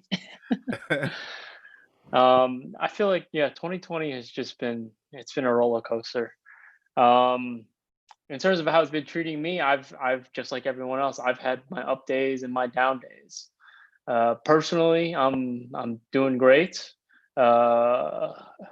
I love working from home. You know, I'm more of an introverted person these days, so just being at home is nice. But I have a lot of anxiety. I have a lot of anxiety for the staff. I have a lot of anxiety for our students. I know a lot of them are in really tough situations. And sure, we're doing these online workshops and we're connecting with young people, but the students I fear are the ones who are not connecting with us online. You know, if they're not if they're not even able to connect with us online, there's probably some other issues that they have going on, whether it's, you know, parents losing work, maybe housing situations, some sort of other issues. And yeah, that's, you know, it's a part of our work that, you know, we have to fuel for our students to kind of see where they come from. So for me, that does bring me the most anxiety. But long term, again, you know, I like to always think long term in terms of the work we're doing now, the struggle we're doing now individually as individuals, as a team collectively, but also as a society. Is this struggle is going to make us so much stronger. If you look in history, you know, our pandemic of 2020, a lot of us are pretty fortunate that we get to stay home, just watch Netflix, talk to each other on Zoom, compared to the Black Death of the 1200s, you know, where 60% of the population were wiped out. I do think we're in a pretty good place in terms of where that's at. With everything, you know, coming to an explosion in ways, I call it a Lollapalooza of the protests. You know, it was inevitable, right? And I think when it first started with all the violence and talks of rioting and, you know, just, you know, the gruesome death of George Floyd, that was really just painful and angry to see. But the kind of what the movement has done has just been really amazing. And I think it was kind of a culmination of everything going on. People working from home, unemployment, you know, people getting the unemployment benefits to kind of entice you to stay home. You know, late May, it was when us in the Northeast, the weather was getting warmer and people were feeling that cabin fever, being in for three months, just everyone to be out. And I think it led to an amazing thing. And I don't think these protests are going to stop anytime soon. I think with the work from home, I think with the unemployment, I think with the warm weather all summer, hopefully this goes on till August, September, you know, and just changes continue being made because of that. As we've seen, you know, there's been so much progress just from the protests in terms of police reform. But I think it'll get people talking about it in so many spaces. And that brings me a lot of optimism. Because yeah, it is I think people are going to be more aware, whether it's folks like us who are doing the work already, but I think even more importantly is people in their corporate 9-to-5 who's like, you know, really seeing this is like, I can make a difference in my own job in some sort of way. You know, we've had companies, Kickstarter reached out to us to talk about a partnership. Chobani reached out to us, a yogurt company. You know, it's like, when did I ever think we'd partner with a yogurt company? And, you know, symbolically, you know, the whitest product ever. So excited to bring them on board and, you know, get them involved in some sort of way. Nice. So, you know, in general, I'm optimistic about what's going on. And I think what the school system has had to deal with in terms of online education and using the internet in some sort of way, it was a shock to the system. But I think in the long term, that's going to be helpful for our students and hopefully our school systems to evolve, because technology has gotten better, but the schools have never even, you know, used it in such a good way. And I think in the future, if there's going to be hybrid classes where kids are learning in class, but also have all these resources and opportunities to learn outside the classroom, it's going to just give them more opportunities and access. In terms of access, I think the internet is awesome for our students and students all over to really connect. I don't know if many of you know, New York City is the most segregated school district in the country. And that is an unfortunate part of our reality because of how the neighborhoods are separated, but also though we have public transportation, you know, kids from the Bronx aren't regularly going out to Brooklyn, aren't going down to, you know, downtown Soho. And having these online workshops is a really great opportunity for these kids to connect.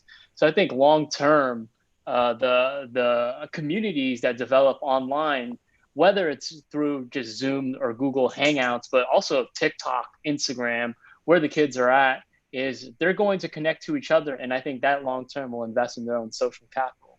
And we know that, you know, your net worth is your network. And if these kids are able to connect to each other online more, it's going to help kind of, I don't know if it'll end the segregation in the school system, but it'll help them get more opportunities to meet students from all over the places, students from other social economic backgrounds, and really just allow them to have more opportunities. And you know, the last 3 months helped kind of catalyze that and make it much, much faster in terms of how our society progressed. I've always been a fan of the internet. Obviously, there's dark things that come from it. You know, people talk about the fake news, the social media, whatever, but there's also the bright sides of social media, right? The last decade, we see Black Lives Matter happen 2 or 3 times. Obviously, this past month being a huge one. Me Too, you know, all these things are hashtag movements, and hashtag movements probably wouldn't have existed without social media. And I think I'm looking forward to see how the internet really continues to democratize voices and voices of the people, because it really, you know, leans towards people and people who haven't had a microphone in the past, and their ability to speak and show video, right? And it goes back to all the police brutality. This has been happening forever, but this past decade, with the technology getting better, it's just being shown in the limelight so much more. So, you know, yeah. I know you started the question how I'm feeling, but that's how I'm feeling. I'm optimistic short term. I'm still anxious. I know there's going to be pain and hurts, but I think that pain and hurt will lead us to a better place, and hopefully 3 years, 4 years, 10 years from now. Word. And also this, what I thought of while you were speaking at the end there was this really conservative Supreme Court has protected the rights of transgenders, has protected the rights of DACA, the Dreamers. And, you know, when I knew that we had like a mostly conservative, like more like right-leaning Supreme Court, I had all this darkness come over me. I'm like, it's over. Like all this stuff is going to get taken away. And things could still happen. Anything can happen. But to see these 2 positive things come out of what I expected to just be like a nightmare, that there's these little points of light that keep coming up. And you're right. Just don't lose sight of that. I think these things are happening because we got the pressure on their necks. Not for nothing. I mean, way to use wordage, right? But no, I meant that. Mm-hmm. And there's eyes and attention on things that are used to never having attention before, all across the country, all across the world. Uncomfortable conversations are happening, and they're going to continue to happening. Folks are going to continue to be outside. This is the time, you know, I heard a couple different analogies that have really stuck with me. I heard one that said that George Floyd was the beginning of the pot boiling, and it's a very slow, light whistle that is getting ready to rage until something happens. Now, what capacity could something happening be? That could be determined interpreted a couple different ways. I think that one of the greatest things that could happen is change in the leadership in November, not just from the top, but across the board, you know, for folks that don't care for the idea of a political conversation tying into this. It's definitely a part that can help. We can have the Cheeto be removed. Is there a better option? I want us to reflect on the 4 years that we've been experiencing and ask if there's really a better option. I think we got surprised at just how many times we've been reconfirmed that there needs to be a change. Not only that, but other parts of this big puzzle piece, Mitch McConnell in Kentucky, his seat, there's a Black man running in Kentucky that has a great platform that I believe has a great chance. There's also a woman that's running. There's a couple of different folks. It's in the same capacity, I believe, in Kentucky. Mitch McConnell's shown that he's a shitty person. and needs to be replaced. A lot of folks have shown that they're shitty people and they need to be replaced. I want to take a quick moment to shout out the YouTube comments. There seemed to be some developing conversation in there. As Carlton said, I wish the Cole No Name thing did not evolve this way. It could have been solved with an in-depth convo, and then if any art came from it, I'd have more context and nuance. To be replied with, by Donna Struthers, is a person identified by one piece of art or by the collection of who they are? When you take away the canvas, who are they? Be true to who you are. Always be true to the beauty of the art. Woo. Period. She didn't say period. I put that on there. And then as Carlton said, but the point I can appreciate, yeah, shout out to Mom Dukes. Sound awake. As Carlton, but the point I can appreciate from Cole's perspective is the idea of cultivating the message for mass appeal. But we don't want to get into a censorship hellhole of enforcing appropriateness. Is this the crux, or is that the crux between authenticity and detachment from the art? Once art is released to the world, you can't truly control how it will be viewed or received, and should you? It's the questions. It's one of my favorite songs ever from Common, and these are the reasons why, because it's like both sides are true. And that's the thing I think about the No Name J. Cole thing and the art thing, that both sides are true. And we want there's a lot of like clear-cut yeses and nos or rights or wrongs in this fight, right? Like police brutality is wrong, racism is wrong, bigotry is wrong, treating somebody different based off how they look is wrong. In the midst of that conversation are other elements of conversation where both are right. I think that there are a lot of truths to what No Name was saying in the tweets, to what J. Cole was saying in the songs, to what No Name then also said in the songs. There was an apology, and this is becoming sort of a media thing. You know, what I'll say this, what I hope can come from the J. Cole and No Name situation, J. Cole also had a situation, with an artist by the name of Lil Pump, right? And he had a song where he essentially laid out his life. 1985, and he's talking about the flow of, being a little. He told him, as he read the room and told him about himself in a way that I don't think he was ready for, because there was a whole anti-J. Cole movement from his fans. And then they came together, Lil Pump and J. Cole, and sat and talked. I think that there was constructive progress that came from that. I'd love to see something in a similar capacity, maybe even on a much greater platform or a greater capacity, or a collab. I would love to hear Cole and No Name collab. It might be just art, it might be just because of the eyes, but I'd love to hear that. I would have loved to hear that before all this. I only would look forward to hearing more of this. And I think they even have a collab somewhere tucked away in the back, But art, and unfortunately, it's not a thing of necessarily distraction, but normally when we're watching the news, we're really seeing sad, horrible, emotional stuff that can make the strongest folks, break down. And while I don't like the internal fight in the sense of everybody working toward the same thing, being decisive and broken down, I do like hearing creation. And I think that I'm gonna say it again, HER, Her I Can't Breathe is an amazing song that is super powerful. Wale put out a whole project on Friday. A couple of folks put out stuff.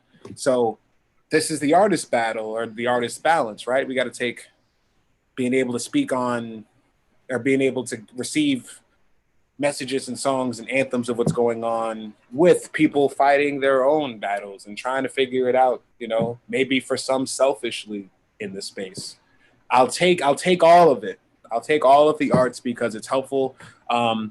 Dana, my twin, you mentioned the list about how artists were at the least in terms of influence or supportive. Non-essential, like they called us non-essential beings. Like there's people who are more essential and in their existence than others, as if that would ever be a real thing. So it's just all of these false narratives that are being perpetuated. Even calling first responders and nurses and stuff heroes is problematic, because it's like, telling poor people that when they give money to other poor people that's so noble and stuff like that. Like these are all false narratives. And I really do just want to say, not to cut in or Just let me cut it. Okay, 1 second. Okay, so because it ties in with this Mitch McConnell thing that you just said, from Mitch McConnell to J. Cole, my heart started beating a little bit just now when you were kind of wrapping up these thoughts, because just the same way that I don't want people like Mitch McConnell telling people like me what I can do with my body or what's right or wrong for myself. I don't want people like J. Cole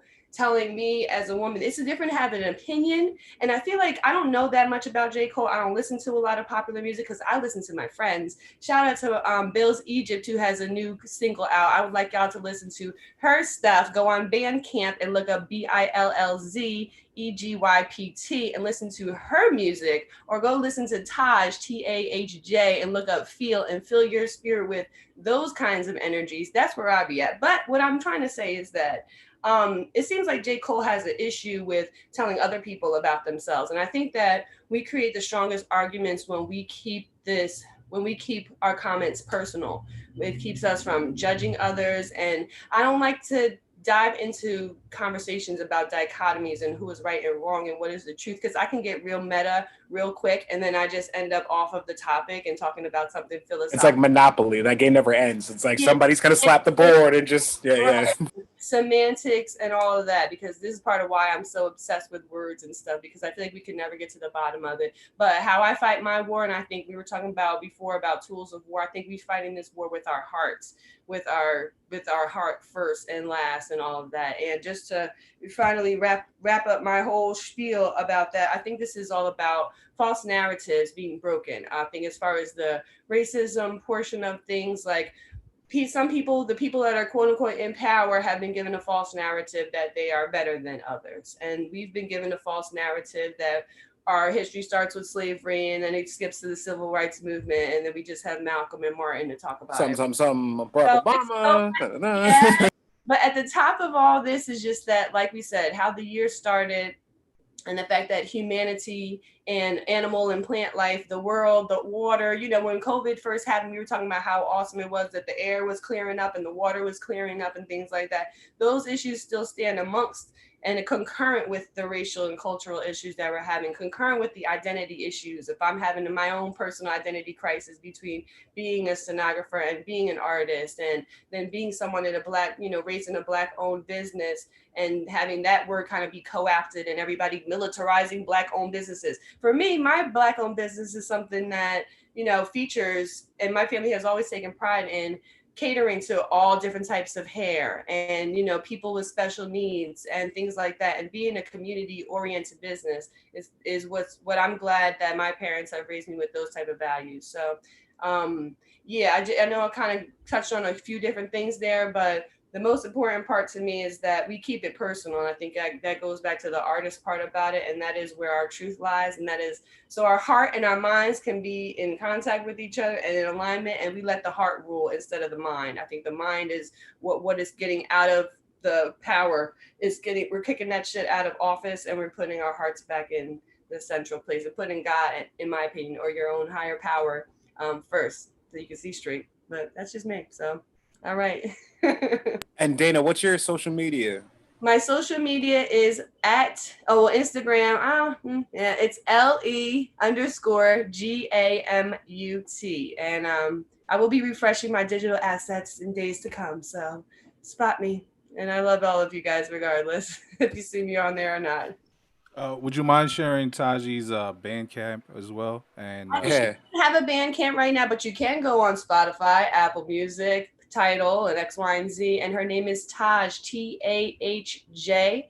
And the name of the song is Feel, which a lot of us in this community, as you see, Shelly Gonzalo plays it everywhere he goes, and it's a world anthem as far as I'm concerned. And this is what conversations like this are for, so we can galvanize our resources and make sure that people like Taj, like all of us, have our collective spirit helps lift us all the way up. I'm not in the business of converting people to feel how I feel or do what I do, because I love diversity, and I also love that everybody has their own journey. So yes, access to resources, music as healing, this is what we're talking about, and that's part of it. So yes, thank you for asking. I also want to give a shout out to all my coworkers over at Building Beats. I know we have a Bandcamp list. Fee, if I don't know if you can share that with everybody real quick. You're muted.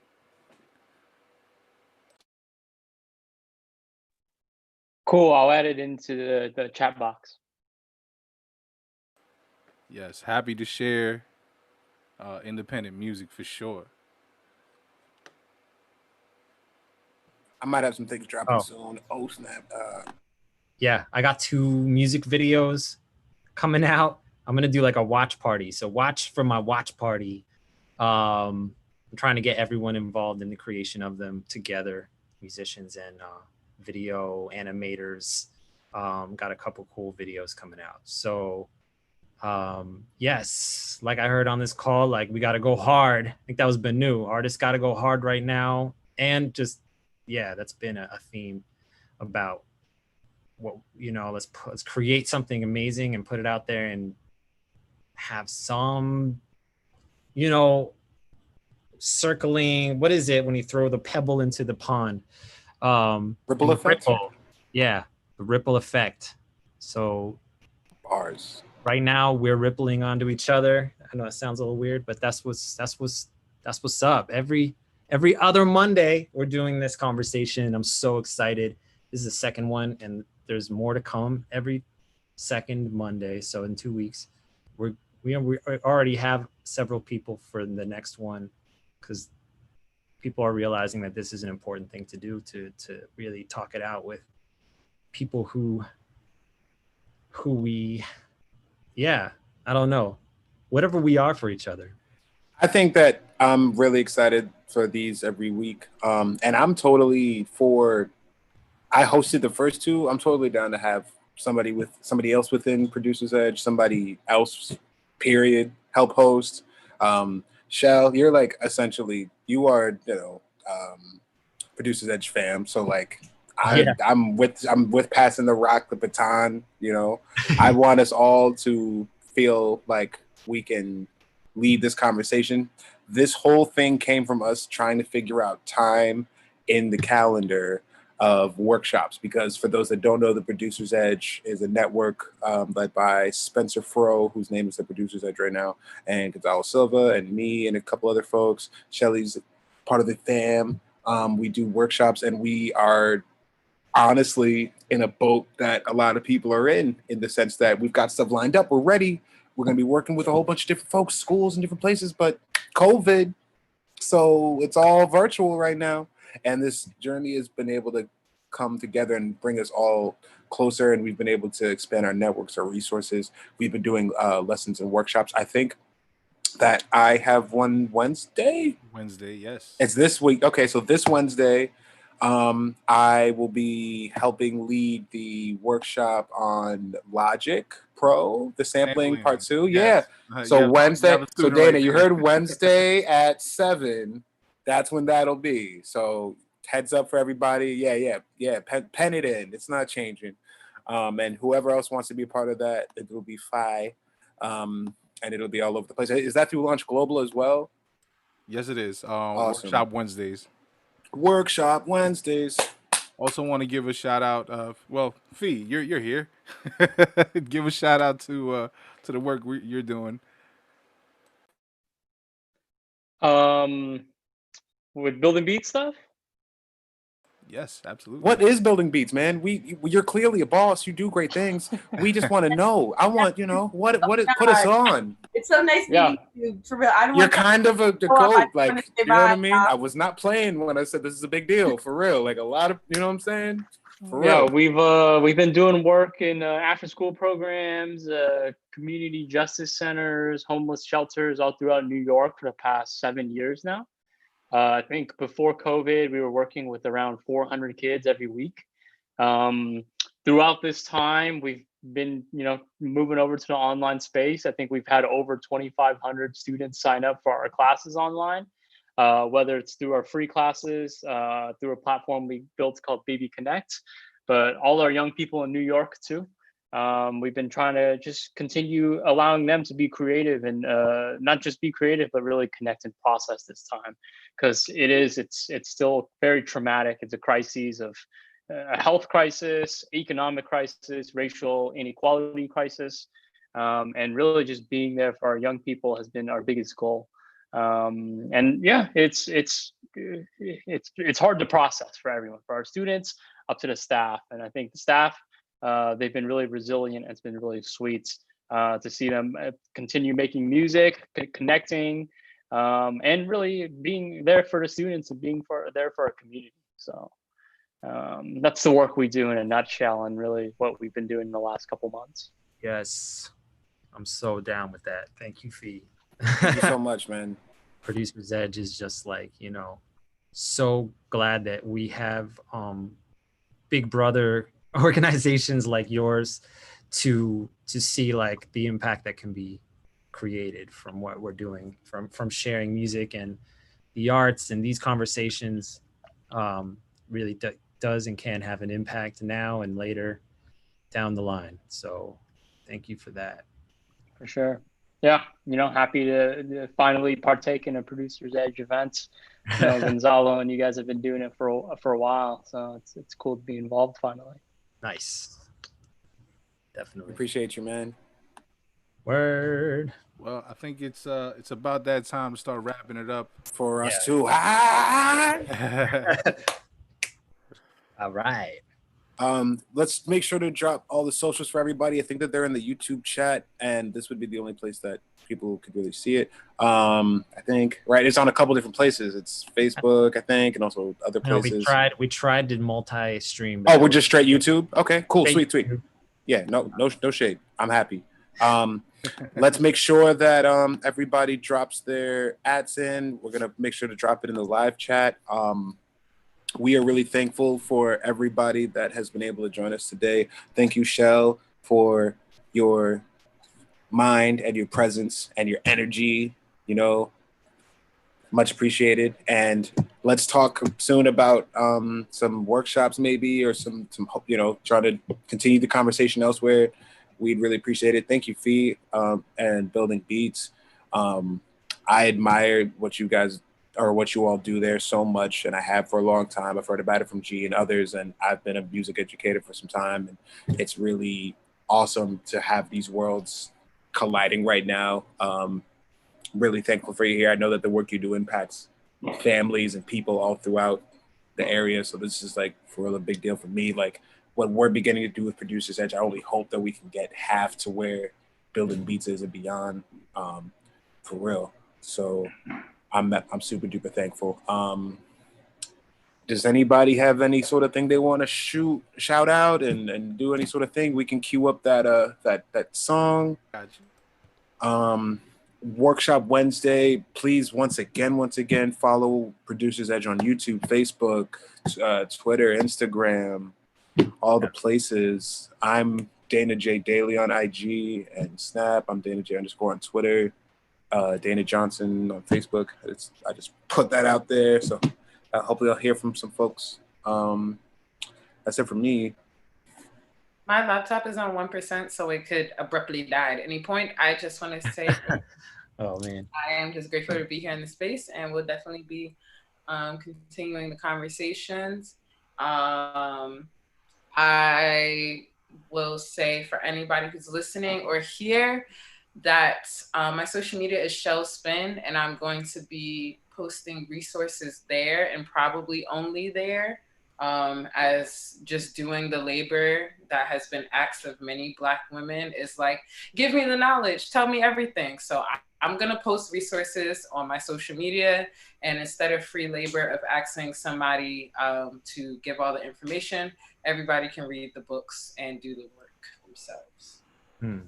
Follow me on social media, and you'll see a whole bunch of Black shit and some resources.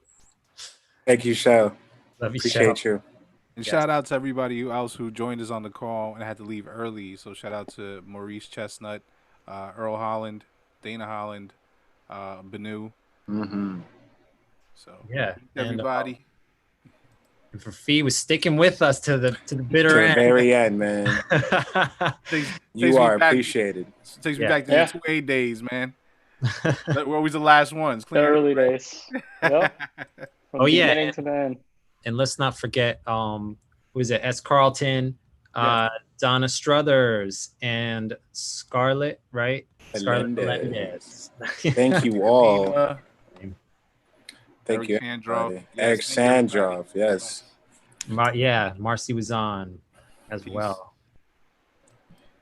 And yeah, Let it run, G. so much. Let's play it.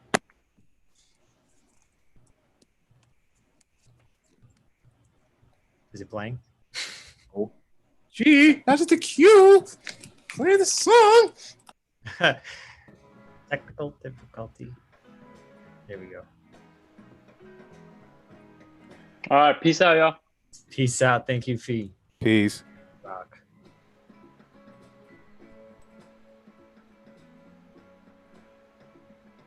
Gonzalo, can you turn it up? Oh yeah.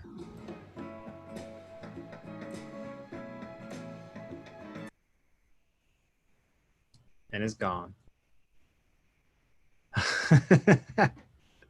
La la la la la. What's going on? What's going on? Peace.